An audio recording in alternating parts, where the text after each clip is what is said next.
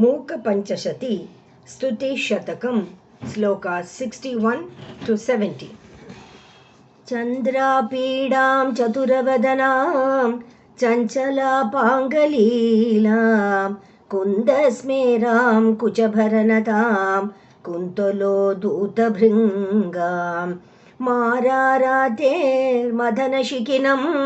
मांसलं दीपयन्तीं कामाक्षीं तां कविकुलगिरां कल्पवल्लीमुपासे कालाम्बोधप्रकरसुषमां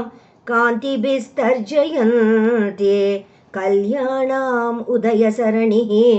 कल्पवल्ली कवीनां कन्दर्पारेः प्रियसहचरी कल्मषाणां निहन्त्रे काञ्चीदेशं तिलकयति सा कापि कारुण्यसीमा ऊरीकुर्वन् उरसि जतटे चातुरीं भूधराणां पातोजानां नयनयुगले पारिपन्त्यं वितन्वन् कम्पातीरे विहरति रुचा मोघयन् मेघशैलें कोकद्वेषं शिरसि कलयन् कोऽपि विद्याविशेषः काञ्चीलीला परिचयवती कापि तापिञ्च लक्ष्मीः जाड्यारण्ये हुतवहशिखा जन्मभूमिकृपायाः माकन्दश्रीर्मधुरकविता चातुरी कोकिलानां मार्गे भूयान् मम नयनयोः मन्मथी कापि विद्या सेतुर्मातः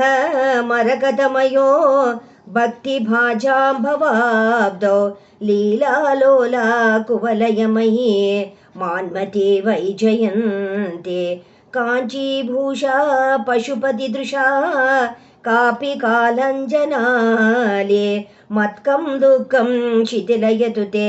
मञ्जुळापाङ्गमाला व्यावृण्वानाः कुवलयदळ प्रक्रिया वैरमुद्रा व्याकुर्वाणा मनसि च महा राजसाम्राज्यलक्ष्मीं कम्पातीरे विहृतिरसिके काङ्क्षितं न क्रियासुः बन्धच्छेदे तव नियमिनां बद्धदीक्षा कटाक्षः कालाम्बोधे शशिरुचिदलं कैतकं दर्शयन्ते मध्ये सौदामिनी मधुलिहा मालिकां राजयन्ते हंसारावं विकचकमले मञ्जुम् उल्लासयन्ते कम्पातीरे विलसति न वा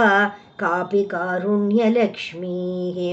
चित्रं चित्रं निजमृदुतया तर्जयन् पल्लवालिं पुंसां कामान् भुवि च नियतं पूरयन् पुण्यभाजां जातशैलान् न तु जलनिधेः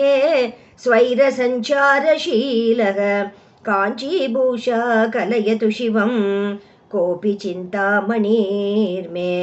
ताम्रं भोजं जलदनिकटे तत्र बन्दूकपुष्पं तस्मिन् मल्ली कुसुमसुषमां तत्र वीणानिनादं व्यावृण्वाना सुकृतलहरी कापि काञ्चीनगर्याम् ऐशानी सा कलयति तराम् ऐन्द्रजालं विलासम् आहारांशं 13 सदसाम् आश्रये चातकानाम् आकाशोपर्यपि च कलयन् आलयं तुङ्गमेषाम् कम्पातीरे विहरति तरां कामधेनुकवीनां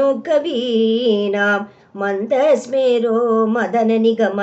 प्रक्रिया सम्प्रदायः।